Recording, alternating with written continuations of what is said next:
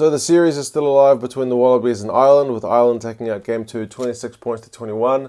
They had tries to Conway and Furlong, plus some penalties from Johnny Sexton.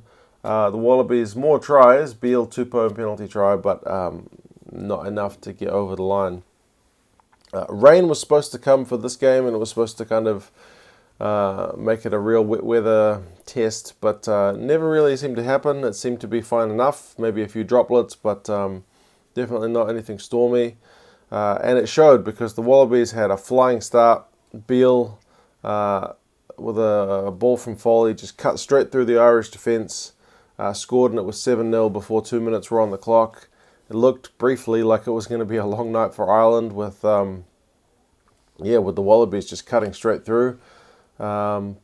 But yeah, it wasn't. That was the only time the Wallabies would lead the match, because Korobidi was yellow carded a few minutes later, and that was a big moment for the Irish, because they had the option of kind of kicking for three or going for the try, and they decided to go for the try. They turned down the three and immediately scored. So it was risk-reward, and they got their reward for their risk. And then they followed that up with 2 penalties. So during the yellow card period, the Irish scored 13 unanswered points, which is pretty much exactly what you want during a yellow card, is just to pile on some points, not let the opposition get any. And just put them well out in front. Penalties were costing the Wallabies. At one point, after about 20 minutes, it was 5 penalties to the Wallabies, none to Ireland. So, yeah, you just can't do that, because you're just giving the other team opportunity to make their way up the field or to put points on. There was a penalty try, though, to the Australians, so that was kind of one big call that went the Wallabies' way. With forwards rumbling up, and there'd been no warning it was the first kind of time in that area.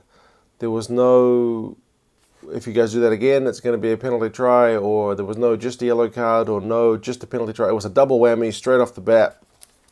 Yellow card, penalty try. So the Wallabies were right back in it at that point. I think it was 14-16, with the Irish having put on an extra penalty between then and the yellow card ending. It was kind of all on at that point. Guinea went off. Apparently he's broken his arm, so that's pretty bad. Cheika is not happy with some treatment, but I haven't really seen how it happened. So it didn't seem kind of.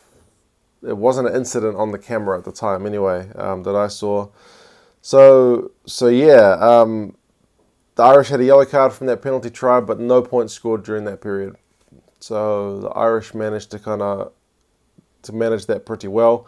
They even had a shot at goal, which Sexton shanked really badly, but they could have gone that yellow card period, in front, despite being a man down.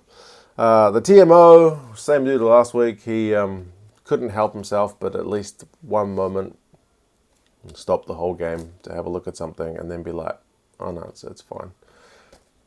30,000 people at the stadium, that's 30 seconds or a minute each, 30,000 minutes, plus all the people watching on TV. Dude gives me the bad feelings. Ben Skeen needs to bugger off, basically. It was nice to see Furlong make an open run. He pretty much had a line break straight through. That was just amazing stuff to see that guy running, got a try, which was good for him. Apparently his first test try, which is very cool. It was also nice to see the Wallabies jumping at defensive lineouts. Like, all too often we see teams, when they're defending in the kind of red zone, they're waiting for the other team to set a driving maul, so they just set and just wait. But the Wallabies were competing, and they got some pay in that area as well. So kind of aggressive defense, which I don't mind. McGrath got a yellow card towards the end, which but it was a part of Tupou getting his try. So the Wallabies did manage to pull it within one score towards the end, which kind of gave us this grandstand finish. But the Wallabies not able to get it done. You look back at this result, and Folau with the high balls was getting absolutely nowhere. I kind of said in the preview, like, how do you nullify that? Well, you do what Ireland did here. The kicking was off target, but the Irish were very good under the high ball, and Folau was just getting nothing. So he was virtually invisible for a lot of this game. Pocock wasn't as effective. They were able to remove him from the breakdown a lot more. Omani was just immense for the Irish. He was getting turnovers his own. He was the guy, one of the guys, kind of moving Pocock from where he didn't want him to be. Their breakdown just generally was great. Furlong was immense. Of course, Murray and Sexton will get a lot of the plaudits as well, just for the work they do. If you look at the stats, run meters, possession, the territory, virtually everything is in Ireland's favour for this game. There's a reason they won. There's a reason they were leading for pretty much 70 minutes, because they played better. So interesting that the Irish much changed team with their big guns all back looked just a step up, and that same 23 for the Wallabies. Yeah, definitely struggled to get into this game. I mean, they did well to get that close with the possession and kind of territory they had. So we'll see how Cheika switches it up for next week. He'll have to find a new halfback, so it'll be interesting to see if he goes with Phipps.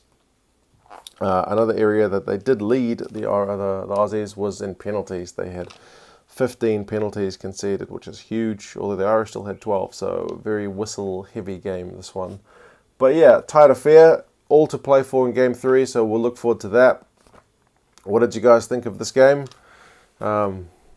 Stand-up performers, key moments. Let me know your thoughts, and yeah, we'll look forward to the third one. All right, guys, I'll talk to you again soon. See you later.